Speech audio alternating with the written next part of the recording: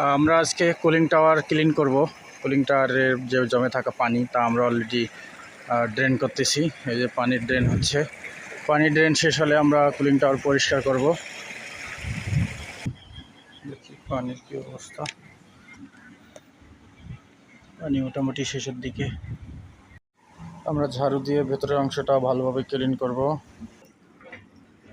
Cooling টাওয়ারের ভেতরের অংশ এগুলো ইনফিল্ড। এখানে আমাদের ফ্যান, দুইটা ফ্যান আছে এখানে।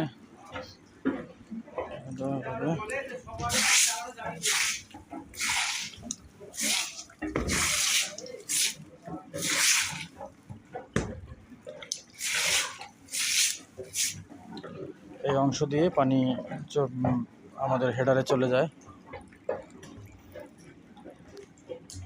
এই অংশগুলোতে আমাদের পানি হেডারে চলে যায়।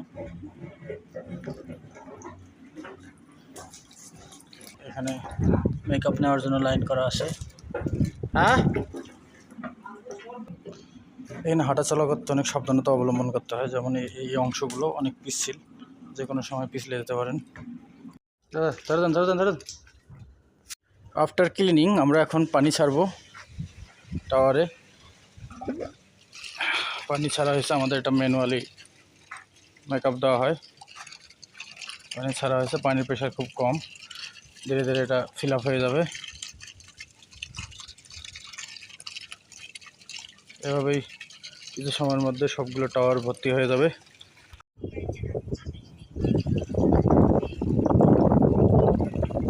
ধীরে ধীরে পানি জমা হচ্ছে। এভাবেই মেকআপ চলতে থাকলে একসময় পানি পূর্ণ হবে। এভাবে আপনারা পরিষ্কার করবেন টাওয়ার।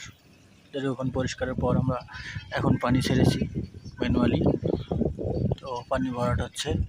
এখন খুব সুন্দর পরিষ্কার হয়েছে, ফিনসগুলো পরিষ্কার হয়েছে।